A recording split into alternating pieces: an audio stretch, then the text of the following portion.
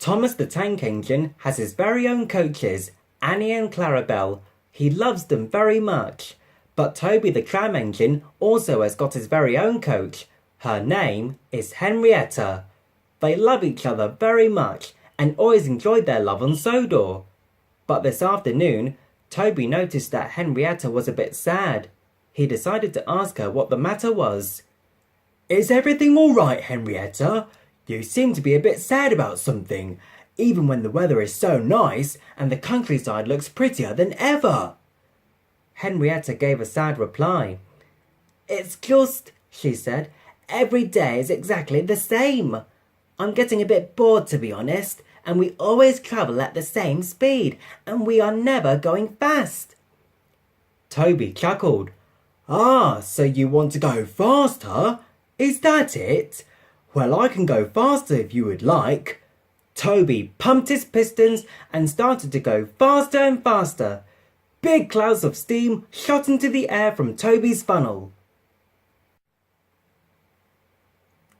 "Why are you going so fast, Toby?" "Because I want to make Henrietta happier," replied Toby. "But don't worry, I will be careful."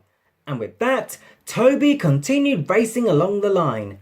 Meanwhile, Douglas wasn't going that fast. He was pulling some troublesome bands, and they kept holding him back. "Ah! Why can't you lot just come along?" shouted Douglas crossly. "Toby, watch out!" Toby crossed the junction just in time. Henrietta was shocked indeed. "Sorry!" Toby shouted to Douglas. "I wasn't paying attention." "What were you thinking going that fast, Toby?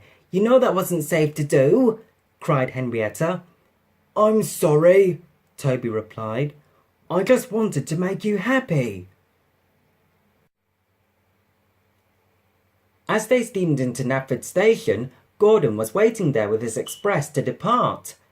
"Hey there, Toby. Is everything going fine?" Gordon asked. "Well, I nearly had an accident a few seconds ago. Henrietta wanted to go faster, and then I wasn't paying that much attention," Toby said sadly. Gordon turned over to Henrietta. "So, you like going fast, huh?" "Yes," came the reply. "I would love to race along the tracks, but it isn't safe to do when Toby's doing it."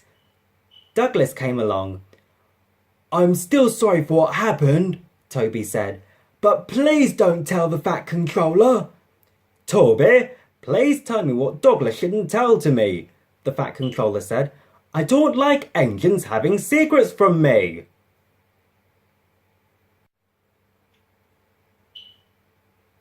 Toby was ashamed.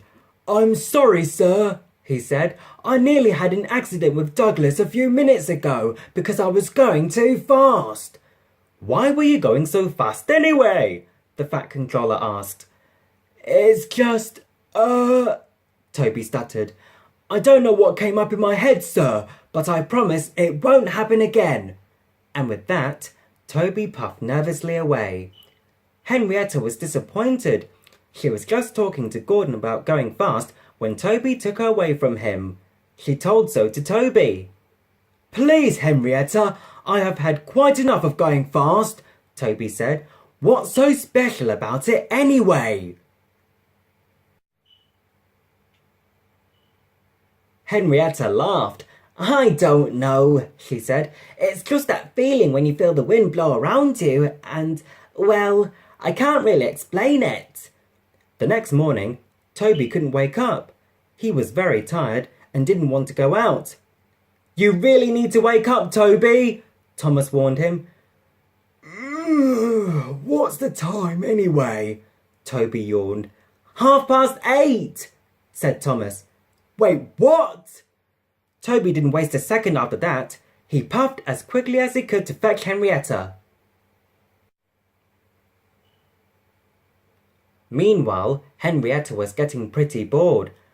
"I can't understand what's taking him so long," she said. "He's never this late." "Good morning there," Stanley chaffed. "May I put you onto another track, 'cause you're standing a bit in my way?" "Of course you can," she said. And with that, Stanley put her onto another track. Just then, Gordon came into the yard. "Why is that silly Thomas overslept? Now I need to fetch my own coaches, and I'm late as well. As if it is my fault that Thomas is late," he said crossly. But just as Gordon puffed away, Toby puffed into the sidings to find his coach. He didn't see Henrietta, and Henrietta didn't see him either. Henrietta didn't dare to look. She knew Gordon would be going very fast, and she didn't like it at all. However, Gordon didn't notice. Come on, he said crossly. Henrietta always wanted to go fast, but she didn't like it as much as she thought. "I want to be uncoupled," she screamed, but no one heard her. Just then, Percy came along to collect the mail, and he soon saw a familiar figure at the end of the express. "Henrietta," he chuffed, "whatever are you doing there?" "I have accidentally been coupled to the express, but I want to get off," she replied. Percy just wanted to help her when he suddenly heard the guard's whistle. "Oh no," he chuffed, "Gordon's leaving the station." And he did. Henrietta was helpless. She screamed for help, but no one could hear her, and soon she disappeared into the distance. "So, you're sure you left her here, Stanley?" "Yes, I'm sure," Stanley said. "I just can't understand where she is now." Then they saw Percy coming into the yard. "Toby!" he screamed. "You need to come right away. Henrietta has accidentally been coupled up to the express, and now she's riding along with it." Toby was anxious. "Out of my way, Percy," he said. "I need to help her." And with that, Toby puffed as fast as he could to search for Henrietta. "Don't worry, I will help you," Toby said, determined. But out on the main line, Toby realised he hadn't filled himself up with water. "Oh no!" he cried. "I'm going slower and slower." He struggled on, but soon he came to a stop. And there stood Toby. Without water, his coach was in trouble, and there wasn't anyone around to help him. Suddenly, he heard a whistle.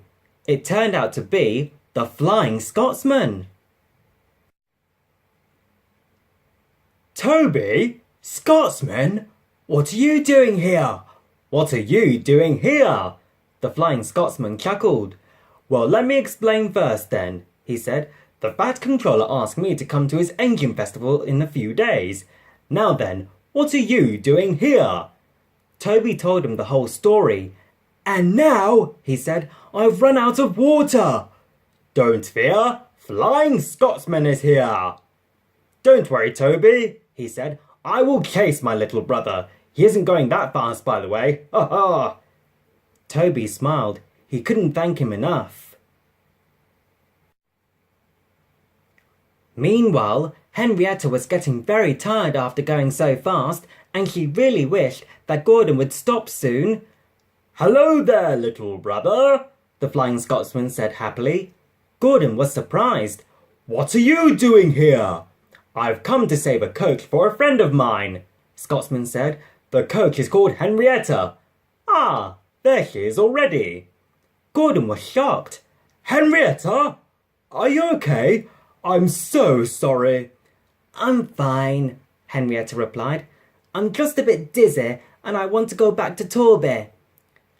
"Well, let's bring you back to him then," Scotsman said. In the meantime, help had arrived for Toby as well. "So I heard from the Fat Controller," said Thomas, "that Henrietta is all safe and sound." "That's good to hear," Toby chuffed proudly. "Look, there they are." "I think this is her, Toby," Scotsman said happily. "She's so happy to see you." "And I'm very happy to see her as well," Toby said. "I'm so glad that I'm not attached to that silly express anymore," Henrietta chuckled. "And I'm sorry, Toby. I'm sorry that I wanted you to go faster. I know now that going fast isn't that great either, and I will be happy to go slow along the tracks again." "That's all right," grinned Toby. "I'm taking you to the workshops, Henrietta," called Scotsman. "They will make sure you're all fine." "Okay, just make sure you're taking me there slowly and gently," she chuckled. And from that day on, Henrietta never wanted Toby to go fast. She knew now that being fast wasn't that fun either. The end.